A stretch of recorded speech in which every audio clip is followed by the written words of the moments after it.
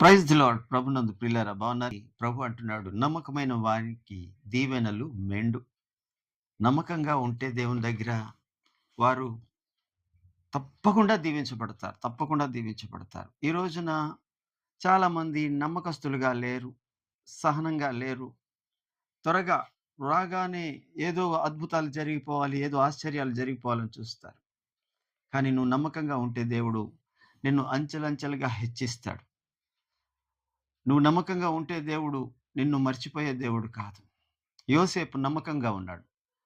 ఎంత నమ్మకంగా ఉన్నాడంటే, ఎన్ని కష్టాలు యోసేపు జీవితంలో, అన్ని విషయాల్లో నమ్మకంగా ఉన్నాడు. అంతే దేవుడు ఒకానొక దినమున చెరసాల నుండి సింహాసనానికి నడిపించాడు ఆయన్ని. దీవెనలు మెండు. ఒక దొరగారు మరి ఈ దేశంలోని పరిచర్య చేసి, సేవ చేసి చాలా కాలం ఇక్కడే ఉండి, మరలా తన వృద్ధాప్యమందు తన యొక్క దేశానికి వెళ్ళిపోతున్నారు. వెళ్ళిపోతూ తన దగ్గర నమ్మకంగా పనిచేసిన ఒక వ్యక్తిని, అనగా ఆయన పేరు ఆదాం. ఆదాం అనే వ్యక్తిని ఆయన దగ్గర నమ్మకంగా పనిచేస్తుండగా, "నేను వెళ్తున్నానయ్యా.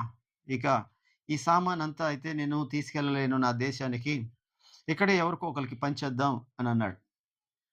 "సరే అయ్యగారు" అన్నాడు ఆదాం గారు. అక్కడ ఎంతమందైతే ఉన్నారో ఆ చుట్టుపక్కల పేదవాళ్ళు, వాళ్ళతోని పరిచయం ఉన్న నమ్మకస్తులు, ఆయన దగ్గర సేవ చేసిన వాళ్ళు, వాళ్ళందరినీ పిలిచి ఒక్కొక్కరికి ఒక్కొక్క వస్తువు చొప్పున, ఒకళ్ళకి సోఫా ఇచ్చాడు, ఒకళ్ళకి గడియారం ఇచ్చాడు, ఒకళ్ళకి మరి ఇంట్లో ఉన్న బీరువా ఇచ్చేశాడు. అలా ఏవేవైతే ఉన్నాయో అన్ని వస్తువులు పంచేశాడు.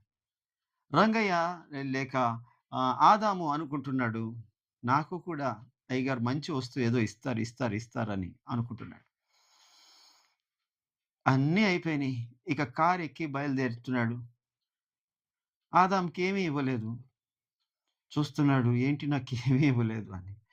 వెళ్తూ ఆయన ఇంతకాలం సేవా జీవితంలో ఈ ఆదాం అన్న ఆయన బైబిల్ బ్యాగ్‌ని పట్టుకొని తిరిగేవాడు.